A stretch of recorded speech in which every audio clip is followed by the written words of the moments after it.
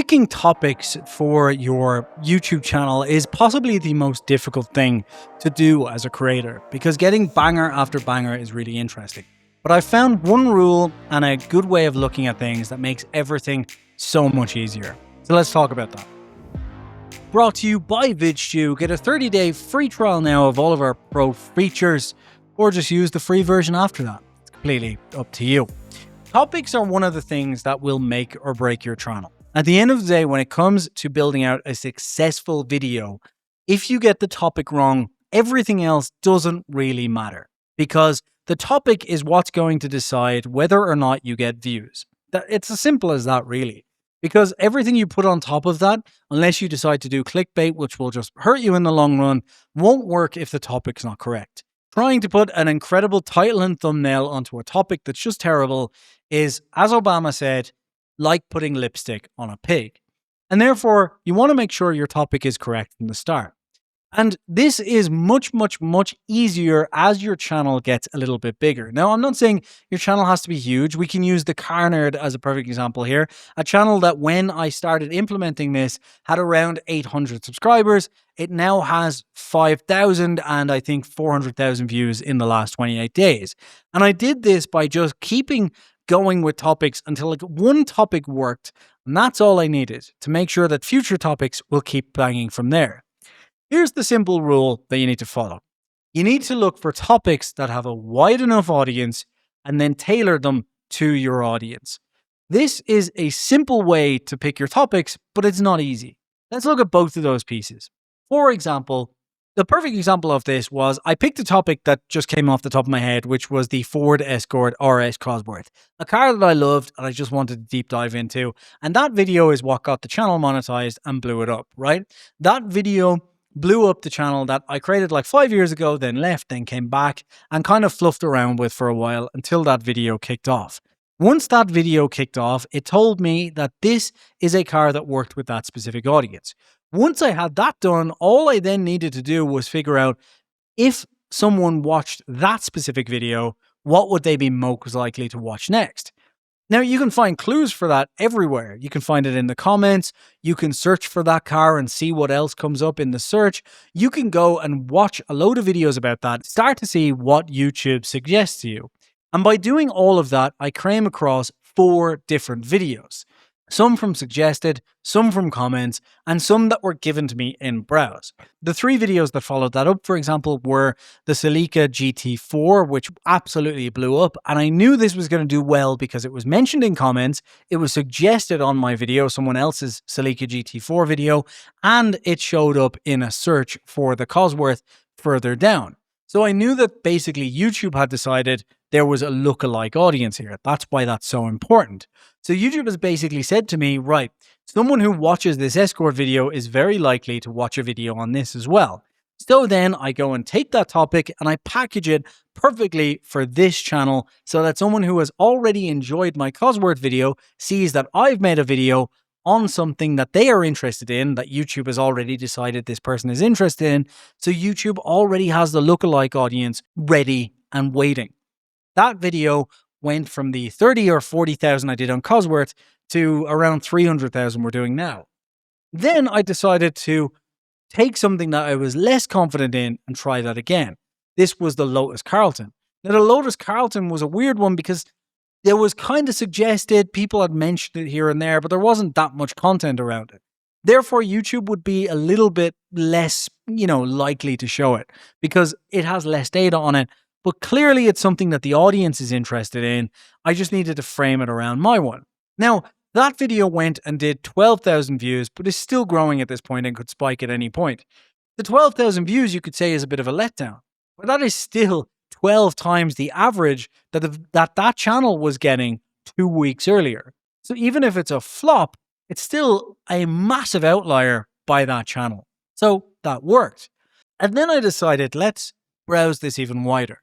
Because one thing I noticed was when I went and looked at that video on any of those 3, the Lotus Carlton, the Celica GT4, or the Cosworth, I would get videos prompted to me to watch Top Gear. And that told me a simple thing.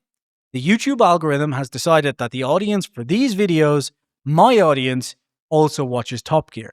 So I picked a completely, utterly, ridiculously mundane video, the Dacia Sandero, right? One of the most boring cars in existence, but a car that was a trope in Top Gear, and made a video called The Dacia Sandero is Surprisingly Interesting. Published it on that channel, and for the first 3 days it did, as you imagine, it flopped. But then it started to be tested with a lookalike audience within that range. And at time of recording, it's now spiking and doing around the same views as the Celica per hour, which means it may stop or it may blow up. But either way, it's already at, I think, 10,000 views. Again, a 10x outlier for the channel. The point of this little rant is just to say that the simple thing about YouTube and how to decide topics is that you can't just look, as we've mentioned in another video, at someone else's viral video. You should do that if you haven't done anything on your channel so far, right? But if you try and do that when you've already had 10, 20, 30, 40, 50 videos, you're just building yourself for upset. Because if you decide to do that, you're basically trying to make videos work against each other and hoping that YouTube tests with an audience that it's just not going to.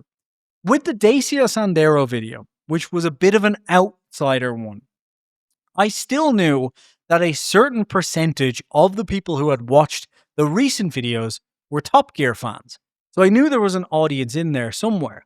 The problem was the recent video was the Lotus Carlton, a 1990s fast car, and a rally car, the Celica GT4, and then the Escort, which is a rally car as well. So what YouTube was basically looking at was, okay, these are either people who are into 1990s cars, or these are people who are into rally. And it was testing the Sandero video with those audiences.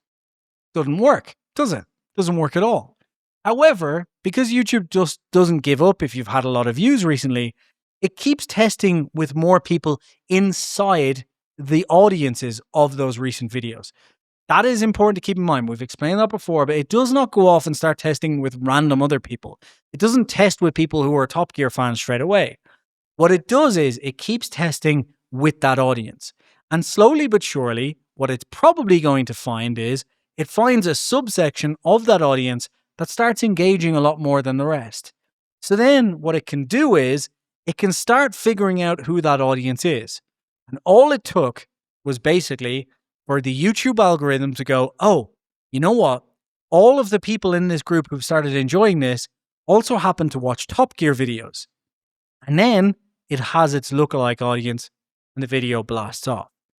The point here is when you're picking a topic, you can do one of two things. You can either, and I'll talk about this in the next video, I think, but I think it's a good way of not having burnout.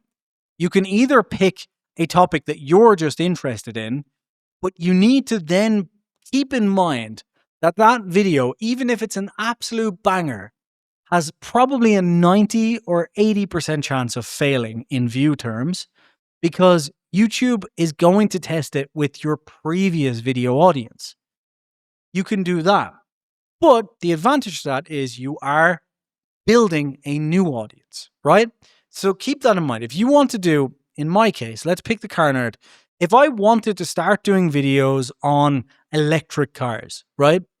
I don't want to, but if I did, I would have to basically commit to the fact that that video is going to be shown to someone who has just watched a video who's a Top Gear fan, a video who's a rally fan, and a video of 1990s nostalgic car fans. These are car enthusiasts. They're unlikely to be into electric cars, just knowing the car market, right? That's who's going to get shown that video. It's likely going to flop, right? Unless a subset of them love electric cars, which gives YouTube enough to figure that out. It's unlikely. So my point here is, if I want to do it with electric cars, I need to commit to 10, 20, 30 videos about electric cars. Because the first one, YouTube's going to find maybe 10 people in that audience, if it's only 800 people who watch a normal video, that will like it. That'll give it a little bit of data. Maybe it finds 10 more the next time. Or it uses those 10 to find 10 of their people that like it as well. You know what I mean? It's building that out. Anyway, the point here is, the quick way to grow, though, is not to do that. You can use that for not getting burnout. Again, we'll talk about in the next one. The quick way to grow is to look at the latest video, which is done well, and say, if I was a person watching that video, what else would I be likely to watch?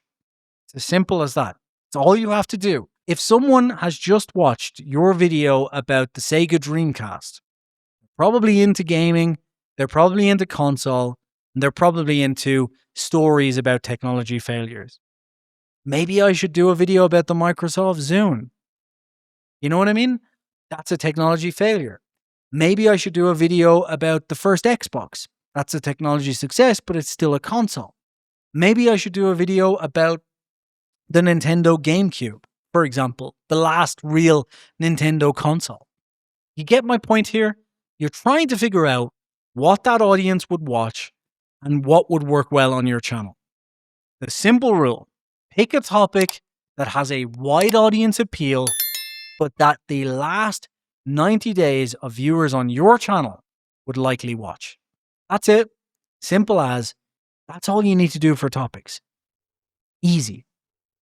Enjoy, subscribe, check out a 30-day trial on VidStew now, or use the free version forever.